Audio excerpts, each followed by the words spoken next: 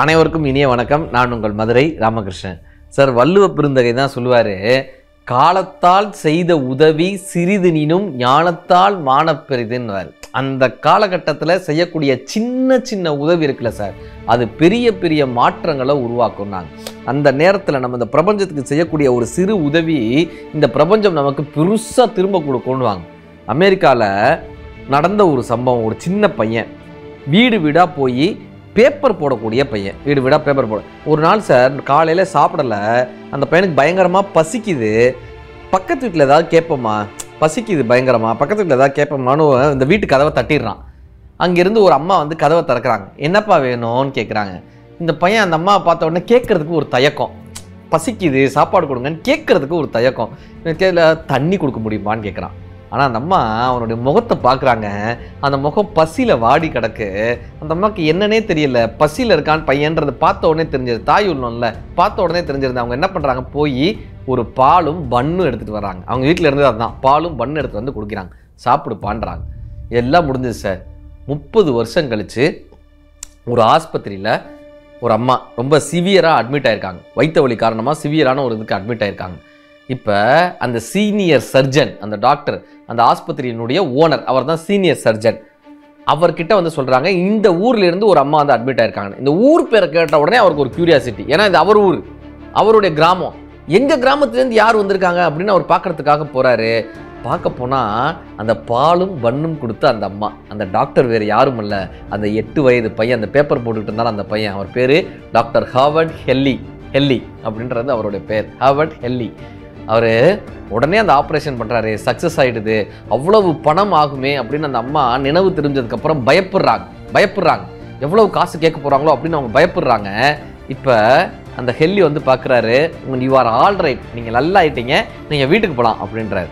இவங்க சொல்கிறாங்க, சார் ஃபீஸே வாங்கலையே, எவ்வளோ ஃபீஸ் ஆச்சுன்னு கேட்குறாங்க. நீங்கள் ஏற்கனவே ஃபீஸ் கட்டிட்டீங்களே. நான் என்ன ஃபீஸ் கட்டினேன்? ஒரு பாலும் ஒரு பன்னும் கிட்டத்தட்ட 22 வருஷத்துக்கு முன்னாடி நீங்கள் கொடுத்தீங்கல்ல, அதுதான் நீங்கள் கொடுத்த ஃபீஸுன்னாராம். சார், நம்ம பண்ணக்கூடிய சின்ன உதவி ஏதோ ஒரு காலகட்டத்தில் நமக்கு திரும்பி வரும் சார். அதான் இறைவனுக்கு கொடுக்கக்கூடியதுன்னாங்க. ஒரு ராஜா ஒரு நாட்டில் ஒரு உத்தரவு போடுறார், இன்னைக்கு நம்ம ஊரில் இருக்கக்கூடிய கோயிலுக்கு பெரிய பூஜை நடக்க போகுது. அதனால் யாருமே அவங்கவங்க வீட்டில் மாடு கறக்கக்கூடிய பாலை குழந்தைக்கோ மற்ற வீட்டு உதவிக்கோ பயன்படுத்தக்கூடாது. எல்லாத்தையும் நீங்கள் கோயிலுக்கு கொண்டு வந்துடணும். கோயிலுக்கு கொண்டு வந்து நம்ம சாமிக்கு அபிஷேகம் பண்ணணுமே தவிர யாரும் வீட்டில் பயன்படுத்தக்கூடாதுன்னு ஒரு உத்தரவு போட்டுறாரு. இப்போ பெரிய ஒரு பாத்திரம் வச்சுருக்காரு, சாமிக்கு அபிஷேகம் பண்ணுறதுக்கு பெரிய ஒரு பாத்திரம். எல்லாரும் அந்த பாலை கொண்டு வந்து அந்த பாத்திரத்தில் ஊற்றுறாங்க சார். பாத்திரம் நிரம்ப மாட்டேங்குது. எவ்வளோ ஊற்றுனாலும் பாத்திரம் நிரம்பலை, அப்படின்னு நின்றுட்டே இருக்குது. ஒரே ஒரு பொண்ணு சின்ன கிண்ணத்தில் கொண்டு வந்து அந்த பாலை ஊற்றுனா, பாத்திரம் நிரம்பிருச்சு சார். ஆச்சரியப்பட்டு கேட்டாங்க, எங்க நாங்கள் இவ்வளோ குடங்குடமாக பாலை ஊற்றினோம், பாத்திரம் நிரம்பலை, இத்தினூண்டு கிண்ணத்தில் ஊற்றுனது எப்படி நிரம்புச்சுன்னு. பொண்ணு சொன்னால், ராஜா என்னை மன்னிக்கணும், நான் அவங்க உத்தரவை மீறிட்டேன். என் குழந்தை பசியில் இருந்தா, என் குழந்தைக்கு பாலை கொடுத்தேன். பக்கத்து வீட்டு குழந்தை அழுதா, நான் அந்த குழந்தைக்கும் பாலை கொடுத்தேன். வர்ற வழியில் அங்கே இருக்கக்கூடிய ஒரு 2 குழந்தைங்க பசியில் அழுதுகிட்டு இருந்ததுங்க, அதுக்கும் இருந்த பாலை கொடுத்தேன். அப்புறம் அங்கே இருக்கிற ஒரு பூனை கூட்டம், ஒரு 3-4 பூனைகள், அதுவும் பசியில் என்னை பார்த்துட்டு மியாவுன்னு கத்திகிட்டே இருந்தது.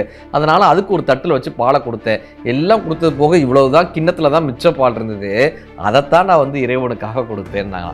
அப்பொழுதுதான் ராஜாவுக்கு புரிந்தது, இறைவனுக்கு செய்யக்கூடிய பால் அபிஷேகத்தை விட சக மனிதனினுடைய வயிற்றுக்கு பசியை போக்கக்கூடிய பால் என்பதுதான் இறைவனுக்கு சென்று சேருகிறதுன்னு அந்த ராஜாவுக்கு புரிஞ்சுதாங்க. இறைவனுக்கான அர்ப்பணமே எதுப்பான்னா சக மனிதருக்கு நாம் செய்யக்கூடிய சிறு சிறு உதவிகள் இறைவனுக்கு செய்யக்கூடிய உதவிகள். இந்த நாள் இனிய நாளாக இருக்க உங்களை சுற்றி இருக்கக்கூடிய சக ஜீவராசிகள் மீது, சக மனிதர்கள் மீது அன்பு செலுத்துவதன் மூலமாகவும் அவர்களுக்கான சிறு சிறு உதவிகளை காலத்தினால் செய்யக்கூடிய உதவிகளாக இருக்கும் பட்சத்தில் நீங்களே அவர்களுக்கு இறைவனாக மாறுவீர்கள். நன்றி.